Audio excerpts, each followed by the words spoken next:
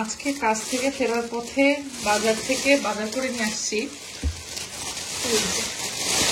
সাধের লাউ নিয়ে আসছি একটা। যে দেখেন কত বড় একটা লাউ। লাউটা দেখতেই যে একটু এরকম হইলেও আমার কাছে মনে হচ্ছে লাউটা ভালো হবে মনে হয়। দেশি লাউ ইনশাল্লাহ। দেশি বলতে মানে ইউকের দেশি, মানে বাংলাদেশি না, ইউকের দেশি আর কি। এখানকার লাউ, এখানে কারোর বাগানে হওয়ার নাকি লাউ, এটা দোকান থেকে তো তাই বললো, জানি না। আমি আসলে মানে ইউকের দেশি লাউ এরকম কিনে খাই নাই। লাউ কিন্তু বেশিরভাগ ইটালি থেকে আসে মনে হয় এখানে। আমরা তো আসলে এবার লাউ গাছ টাছ লাগাই নাই। আপনাদের ভাইয়া পরপর 2 বছর গেল, তুমি কিন্তু লাউ গাছ লাগাওনি, সবজির বাগান করো নাই। ইনশাল্লাহ নেক্সট ইয়ার আমরা হয়তো করবো সবজির বাগান। আর বাচ্চাদের জন্য কিছু ফ্রোজেন স্ন্যাক্স নিয়ে আসছি। আর নিয়ে আসছি হচ্ছে পরোটা। পরোটা হচ্ছে 2 ব্র্যান্ডের 2 প্যাকেট নিয়ে আসছি, দেখি টেস্ট করে মানে কেমন হয়। তেল চিপচিপা পরোটাগুলো ভালো লাগে না, তো নতুন নিয়ে আসলাম, টেস্ট করে দেখবো। বললো তো তেল চিপচিপা নাকি হবে না। আর নিয়ে আসছি হচ্ছে আমার খুব পছন্দের বথুয়ার শাক। গ্রামে গঞ্জে এটা বলে হচ্ছে বাইতুর শাক, গমের ভিতরে। হ্যাঁ, এখানেও কিন্তু এই যে বিভিন্ন খেতেই হয় এই বাইতের শাক, মানে বথুয়ার শাক, মানে বইয়ের ভাষায়। তো এই বথুয়ার শাক নিচে কয় টাকা জানেন? এই যে এক আটি না দেখতেছেন, এই যে চিকন একটা আটি, 1.5 পাউন্ড করে। 1.5 পাউন্ড মানে 1 পাউন্ড মানে 165 টাকা, আর 1.5 পাউন্ড মানে তার মানে অলমোস্ট 220 টাকা, 220-30 টাকার মতো। এই এক আটির দাম হচ্ছে 220-30 টাকার মতো। তো আমি 3 আটি নিয়ে আসছি, কারণ এক আটি খুবই কম হইতো, শাকগুলো এমনি কমে যায় পরে। এই আটিটা আরো ছোট দেখি, পিচ্চা আটি। তো এই যে 3 আটি বথুয়ার শাক নিয়ে আসছি হচ্ছে আমি 4.5 পাউন্ড দিয়ে, মানে অলমোস্ট 700-800 টাকা দাম এই 3 আটি এইটুকু শাক। তো দেখা যাক, আজকে আমরা এই শাকটাই ভাজি করব, কারণ বথুয়ার শাক এই দেশে মেলে কম। বাংলাদেশে হলে শাক কত টাকা হতো? এইসব খুব বেশি হলে 10 টাকা মুঠা হতো মনে হয়। আচ্ছা, আমার ভাইয়া পুরো কমেন্ট করেন তো, এই বথুয়ার শাক বাংলাদেশে বর্তমানে কয় টাকা মুঠা হতো? ঢাকার আইডিয়া হলে বুঝতে পারবে, কারণ গ্রামগঞ্জে আলাদা। গ্রামে গঞ্জেটাও শুনি না আমরা, মানে যে যেখানে আছেন একটু কমেন্ট করেন তো, এই বথুয়ার শাক এক আটি এরকম সাইজের কত টাকা বাংলাদেশে প্রাইস হতো। তো আমরা এরকম 3 আটি নিয়ে আসছি হচ্ছে 4.5 পাউন্ড দিয়ে, যেটা প্রায় 700-800 টাকার মতো। তো যাই হোক, আসলে টাকার কম্পারিজন আমি করছি না, ডেফিনেটলি বাংলাদেশ আর ইউকে সেম হবে না, বাট তারপরে জানার জন্য আর কি, আর কিছু না। মানে অনেকে আছে না যে আমাদেরকে প্রশ্ন করেন, আপু ইউকেতে থাকা খাওয়ার খরচ কেমন, একটু ধারণা দিও। এই আর কি ধারণা, এটা এরকমই দাম এই দেশে, এটা এই দেশের প্রেক্ষিতে বেশি না আসলে। তো এই বথুয়ার শাক আমার খুব পছন্দের। তো চলেন তাহলে আজকে এই শাকটা আমরা মজা করে ভাজি করব। সেজা পাখি নাও, তোমার নাস্তা সন্ধ্যাবেলার। ওকে, শোনো, আজকে সারাদিন কি দুষ্টামি করছো বাসায়? তাই ভাত খাইছো আজকে? এই জন্য মা এসে নাস্তা দিলাম, যাও। ওকে, ওয়েলকাম মাম্মা। আচ্ছা, তার আমি পেঁয়াজ রসুন বের করি। এবারে বাছার শাকগুলাকে আচ্ছা ধোয়া ধুইতে হবে, কারণ শাকের মধ্যে বালি থাকে। ভালো মতো বড় একটা গামলায় পানি নিয়ে বেশ কয়েকবার করে এটাকে ধুয়ে নিব।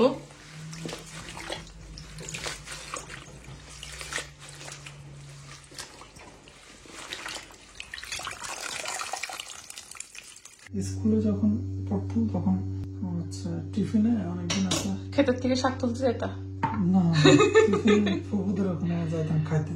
আচ্ছা, তো অনেক সময় হচ্ছে পুকুর বাসায় কি শাক খাইতে যেতা? সব রকমের গ্রামে না, সই শাক, মাছ, পুকুরের মাছ, সবকিছু। আমার মাছও ভালো লাগে অনেক। হ্যাঁ, তুমি তো মাছ পছন্দ করো। তুমি তো ফুপুর আদর পাইছো, আমরা তো পাই নাই। আমার তো ফুপু নাই। থ্যাংক ইউ বাবা। আজকে তো শাক হচ্ছে, লাউটাও কালকেই করে ফেলাম। হ্যাঁ, নাহলে লাউ বস হয়ে যাবে। এর আগে একবার হয়েছিল বস, পরে আমি প্রেসার কুকার মিস করতেছিলাম লাউটা সেদ্ধ করার জন্য, কারণ এটা টাটকা লাউ আছে।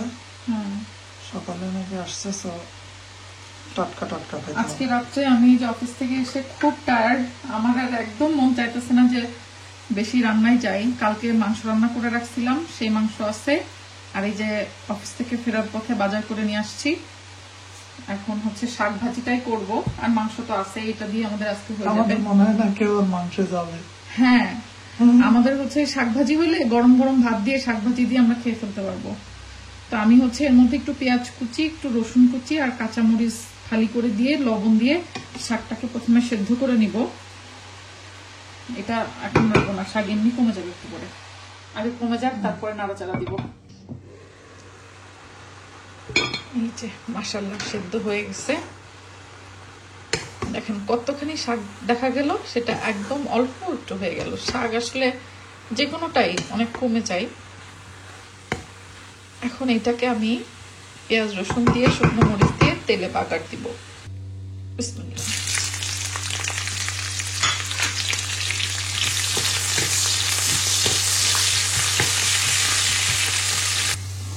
পেঁয়াজটা ব্রাউন হয়ে আসছে, এখন দিয়ে দিব শাক। বিসমিল্লাহ। বেটুয়া শাক।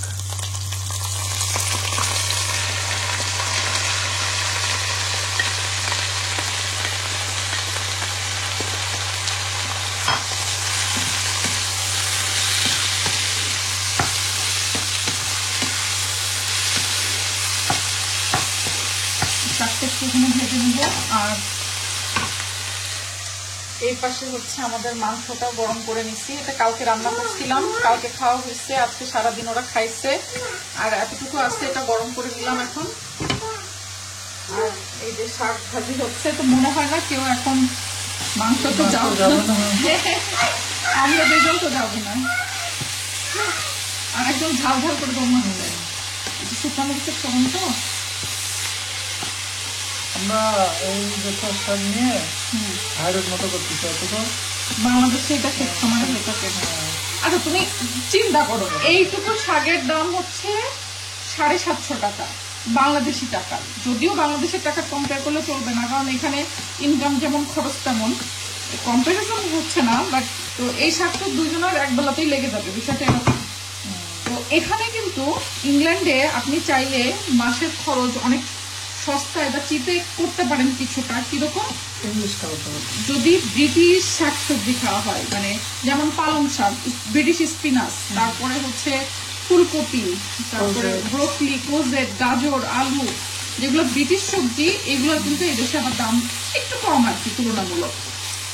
তো ব্রিটিশ শাকসবজি খাইলে দেখা যাচ্ছে মাস শেষে আবার খরচটা বেশ কমে আসে। কিন্তু যদি এই বাংলাদেশি ধাঁচের শাকসবজি খাইতে যাওয়া হয় তাহলে অনেক খরচ হয়ে যায়। তাহলে তো এটাই হচ্ছে, যারা ওই যে ইংল্যান্ডে কেমন বাজার খরচ লাগে মাসিক, তারা এটা দেখে আর কি ধারণা নিতে পারবেন।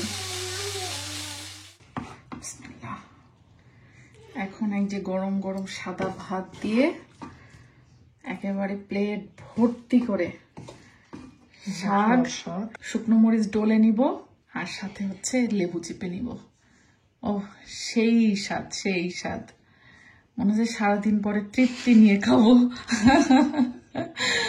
আলহামদুলিল্লাহ, আলহামদুলিল্লাহ, সকল শুকরিয়া আল্লাহর জন্য। তো যাই হোক, আজকের মতো তাহলে আমরা বিদায় নিচ্ছি। ভালো থাকেন সবাই। এখন খাই দেয়। আল্লাহ হাফেজ।